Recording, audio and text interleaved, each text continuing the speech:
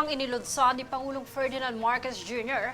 ang pagpapalawak sa Banago Port sa Bacolod, kung saan ito ay nagsisilbing lugar upang maiangkat ang mga pangunahing bilihin at tulay ng ekonomiya maging ng turismo.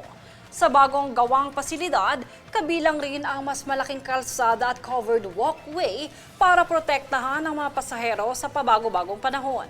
Ayon sa Pangulo, inaasahang mapabilis nito ang proseso ng pag-aangkat, turismo at iba pang kaugnay na sektor para sa agarang pag-angat ng ekonomiya ng nasabing lugar kaugnay ng Build Better More program.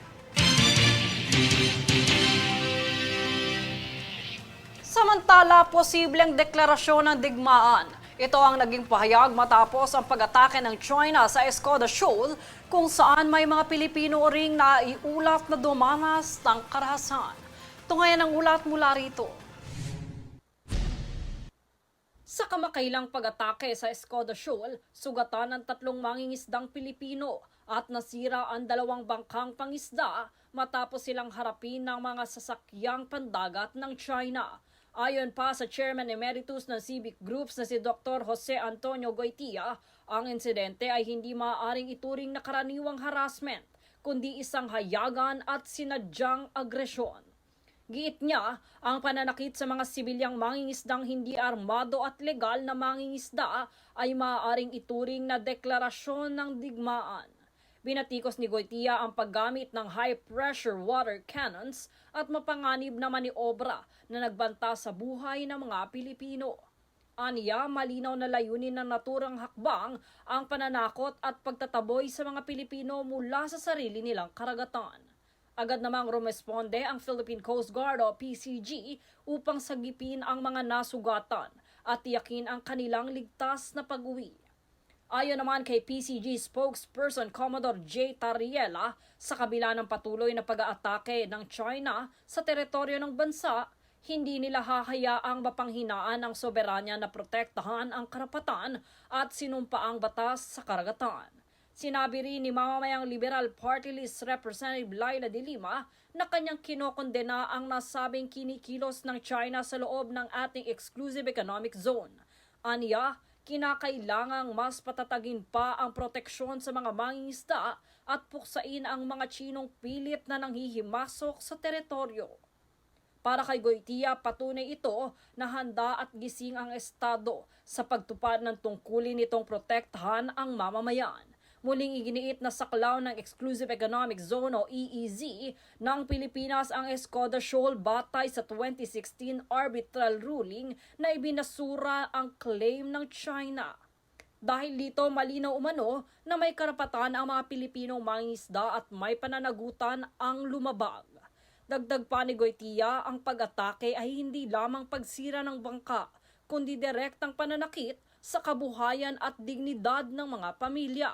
Binigyan din niyang may saysay lamang ang soberanya kung aktibong ipagtatanggol ang mga Pilipinong umaasa sa karagatan. Sa huli, iginiit ni Goitia na ang West Philippine Sea ay hindi lamang usapin sa teritoryo, kundi sa buhay, hanapbuhay at tangal ng mga sambayanang Pilipino. Jade Buhoy, nag-uulat para sa Golden Nation Network. Sa ibang ulat, nasa kote ng pulisya ang 5 high-value target na tulak ng mga iligal na droga sa Metro Manila. Bukod dito ay narecover rin ang isang baril na may bala, buy-bus money, mga cellular phones at identification cards. Tungayan ang buong detalye mula kay Princess Castro. Arestado ang 5 high-value individual na tulak ng iligal na droga sa Metro Manila.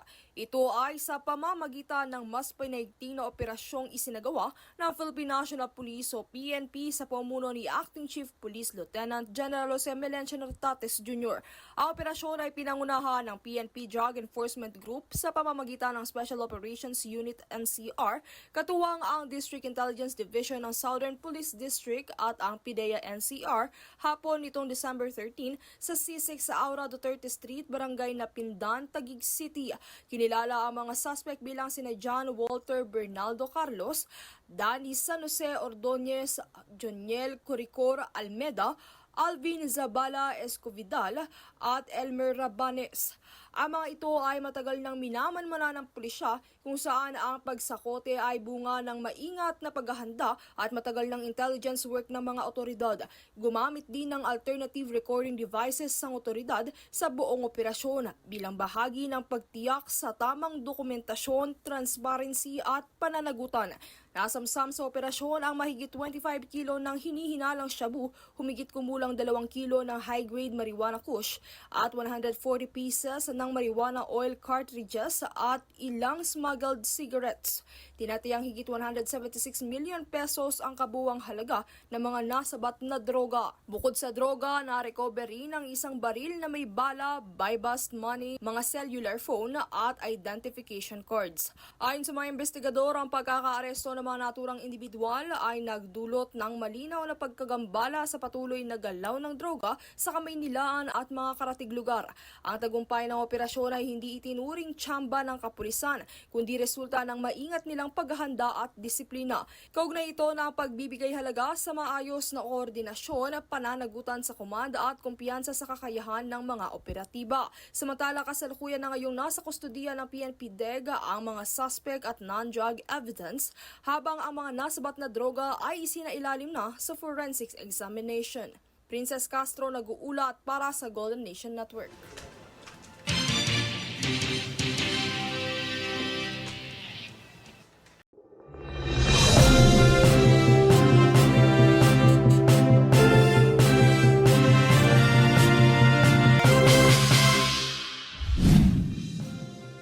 Israeli Prime Minister Benjamin Netanyahu has accused Australian Prime Minister Anthony Albanese and his government of doing nothing to curb rising anti-Semitism in Australia, particularly after the deadly Bungie shooting. On August 17th, about 4 months ago, I sent Prime Minister Albanese of Australia a letter in which I gave him warning that the Australian government's policy was promoting and encouraging anti-Semitism in Australia. I wrote, "Your call for a Palestinian state pours full fuel on the anti-Semitic fire. It rewards Hamas terrorism. It emboldens those who menace Australian Jews and encourages the Jew hatred now stalking your streets. Anti-Semitism is a cancer. It spreads when leaders stay silent. It retreats when leaders act. I call upon you to replace weakness with action, appeasement with resolve. Instead, Prime Minister, you replaced weakness with weakness and appeasement with more appeasement. Your government did nothing to stop the spread of anti-Semitism in Australia. You did nothing to curb the cancer cells that were growing inside your country. You took no action. You let the disease spread. And the result is the horrific attacks on Jews we saw today. We saw an action of a brave man, turns out a Muslim brave man, and I salute him, that stopped one of these terrorists from killing innocent Jews. But it requires the action of your government, which you're not taking. And you have to, because history will not forgive hesitation and weakness. It will honor action and strength. Meanwhile, US President Donald Trump commented on the deadly attack in Australia, labeling it a purely anti-Semitic attack. And in Australia, you probably read it's been a very, very brave person actually, who went and attacked frontally one of the shooters and saved a lot of lives. So very brave person who's right now in the hospital, pretty seriously wounded. So great respect to that man that did that. But we're here for a different reason. We're here to celebrate Christmas and to celebrate, and I think today we can first say loudly, we celebrate Hanukkah, because that was such a horrible attack. That was a purely anti-Semitic attack. At least 15 people were killed in the mass shooting attack targeting the Jewish community at Bondi Beach, Australia on Sunday. Policemen announced that the gunmen were a father and son, and one of the two suspects was a gun club member for Long Arms. After the mass shooting, Israeli Prime Minister Benjamin Netanyahu stated that the Australian government's policy is promoting anti-Semitic or the prejudice against Jewish people. On August 17th, about 4 months ago, I sent Prime Minister Albanese of Australia a letter in which I gave him warning that the Australian government's policy was promoting and encouraging anti-Semitism in Australia. I wrote, "Your call for a Palestinian state pours fuel on the anti-Semitic fire. It rewards Hamas terrorism. It emboldens those who menace Australian Jews and encourages the Jew hatred now stalking your streets. Anti-Semitism is a cancer.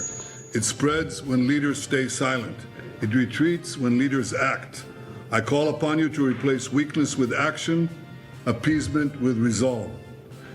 Instead, Prime Minister, you replaced weakness with weakness and appeasement with more appeasement.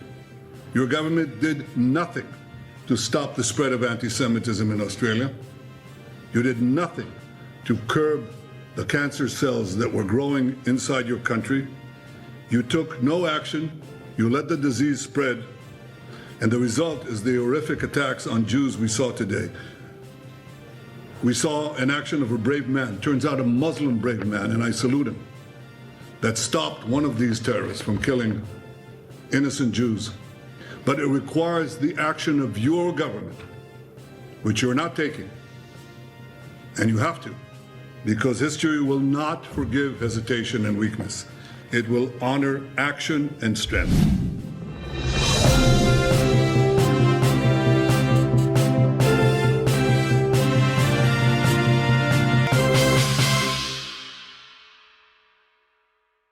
At narito ang recap ng mga nagbabagang balita ngayon.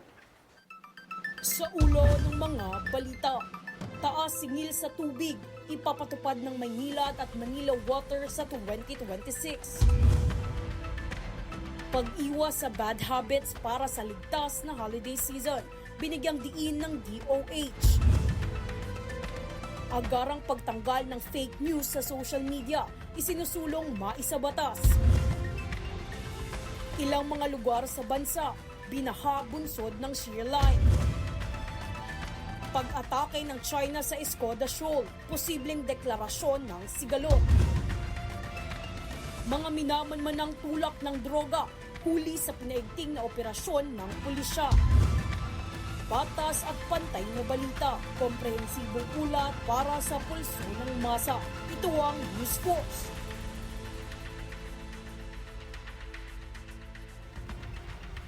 Yan ang pinakamainit na mga balita ngayong araw. Manatiling nakatutok sa aming mga ulat at update sa aming Facebook page, facebook.com/Golden Nation Network. At mag-subscribe sa aming YouTube account, youtube.com/@Golden Nation Network. At 10 days na lang, Pasko na! Ako si Jade Buhoy at ito ang News Force.